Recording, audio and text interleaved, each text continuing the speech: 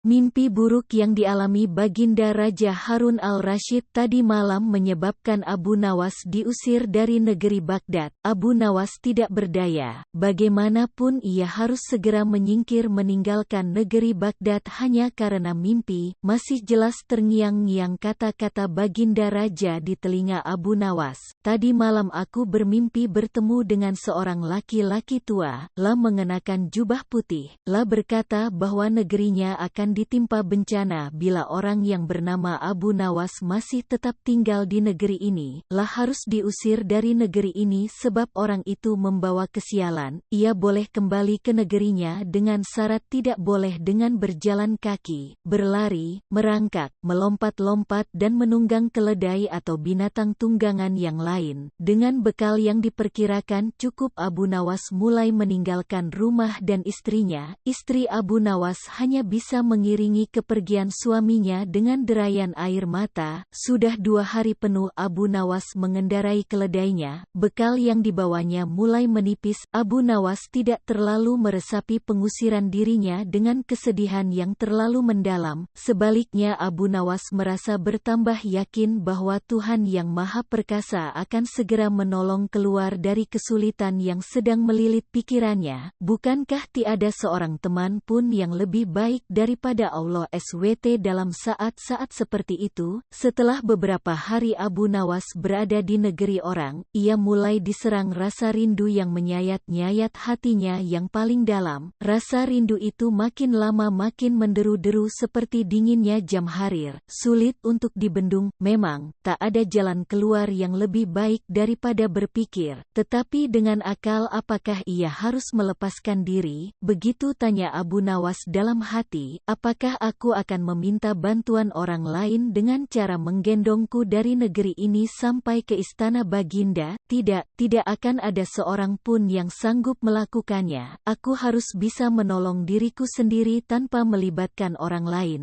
Pada hari ke-19 Abu Nawas menemukan cara lain yang tidak termasuk larangan Baginda Raja Harun al-Rasyid. Setelah segala sesuatunya dipersiapkan, Abu Nawas berangkat menuju ke negerinya sendiri. Perasaan rindu dan senang menggumpal menjadi satu. Kerinduan yang selama ini melecut-lecut semakin menggila karena Abu Nawas tahu sudah semakin dekat dengan kampung halaman. Mengetahui Abu Nawas bisa pulang kembali, penduduk negeri gembira. Desas-desus tentang kembalinya Abu Nawas segera menyebar secepat bau semerbak bunga yang menyerbu hidung. Kabar kepulangan Abu Nawas juga sampai ke telinga Baginda Harun al-Rasyid. Baginda juga merasa gembira mendengar berita itu, tetapi dengan alasan yang sama sekali berbeda. Rakyat gembira melihat Abu Nawas pulang kembali karena mereka mencintainya, sedangkan Baginda Raja gembira mendengar Abu Nawas pulang kembali karena beliau merasa yakin kali ini pasti Abu Nawas tidak akan bisa mengelak dari hukuman. Namun Baginda amat kecewa dan merasa terpukul melihat cara Abu Nawas pulang ke negerinya. Baginda sama sekali tidak pernah membayangkan kalau Abu Nawas ternyata bergelayut di bawah perut keledai, sehingga Abu Nawas terlepas dari sanksi hukuman yang akan dijatuhkan karena memang tidak bisa dikatakan telah melanggar larangan Baginda Raja, karena Abu Nawas tidak mengendarai keledai.